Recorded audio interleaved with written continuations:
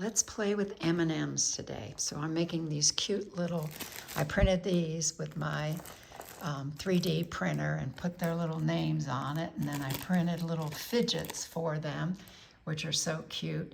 And then I printed M&Ms that had their names and other cute little Easter things on them.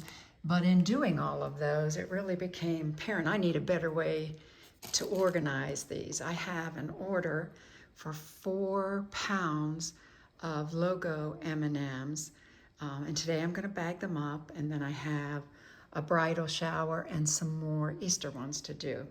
I printed this using my 3D printer, which is an icing bag holder, and I'm gonna put my bag for the M&Ms on there. And right here is my trusty Weight Watcher scale, and I know the irony of putting my goodies and candy on a Weight Watcher scale, but that's how I can make sure I get a pound exactly in each bag. And this is the large treat bag. Actually, I got that one at Walmart, and it does really well with it. And then I put it in a bakery box. But the other, and then I also want to show you one of the ways that how I load the sassy trays up. So I was looking for an easier way to scoop these M&Ms and get them into the bags. And the other thing I wanted to show you is here's the difference between an M&M and the Hershey's. If you can see the Hershey's, they're much brighter, shinier, and they weigh more. And this is an M&M next to it, so you can see the difference right there. The M&M is smaller and it's duller, and the Hershey's is bigger and shinier. So they weigh differently, so keep that in mind as you do your pricing too. This particular customer, in order to keep the cost down, I did kind of half and half regular M&Ms and half of the other ones.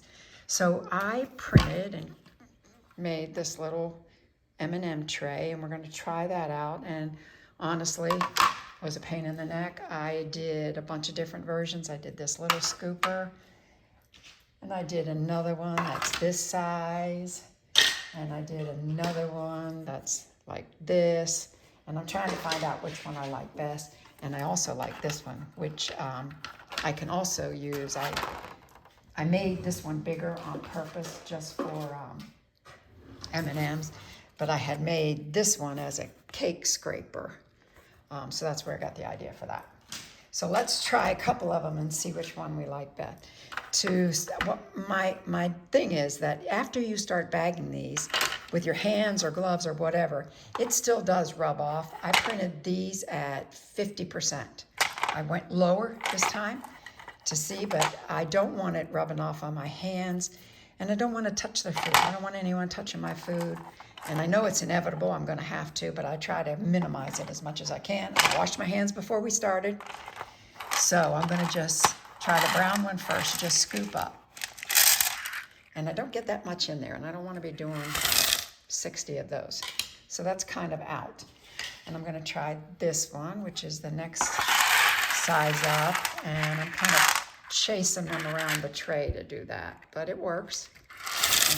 And I'm doing this one-handed too.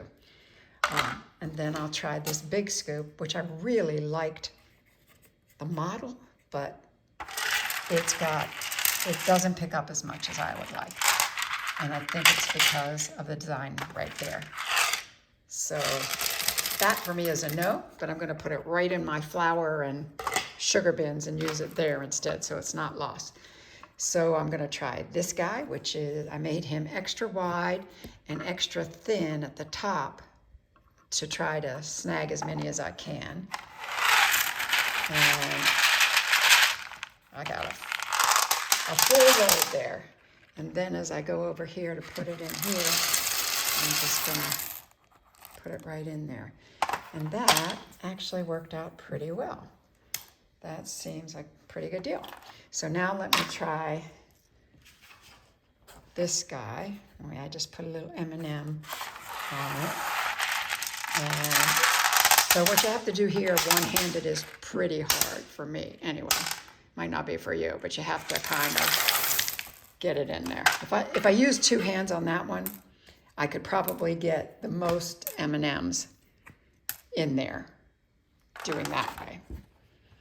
So anyway, that's a solution, and I think either that one or that one would work best. The other problem, not problem, but thing that's difficult for me is filling the M&M trays. And this is what I have been doing. I get a bowl and I just kind of shake, rattle, and roll until I get as many of them as I can on the tray, and then I manually rearrange the rest of them. If I am printing something that has the white M&M printing on it, I don't worry too much about turning them over. If I'm printing something like these that are colorful, I could still do the names. I could do the bride-to-be has her name on there. And it really wasn't an issue because, again, the printing on the M&Ms was a very light color. If you get the M&Ms sometimes that have the dark color on it, you have to turn them over. And the white M&Ms have that on it. So for every one of this great big order, I turned all of them over so that it wouldn't be like that. So the other option would be that you could use this scoop. And I don't know how I'll do this one-handed, but you could scoop them on that way. And I don't know that that's a good answer either. It's that or it's scooping in. And actually, I like scooping it with that brown scooper better because my hands touch it less and it's probably just as effective. And then afterwards, and again, I'm using this one-handed, afterwards what I do, after I get them all lined in the right one, is I put another tray on top and then just kind of shake, rattle, and roll it until they're all into the right place and laying flat. No matter how much you put everything in order, what you can see in here is that there are different sizes M&Ms, just like there are different sizes cookie. So you're always going to have a little bit that is not aligned the right way. But if you keep them flat and your trays are centered, you can do a really good job of getting your M&Ms printed.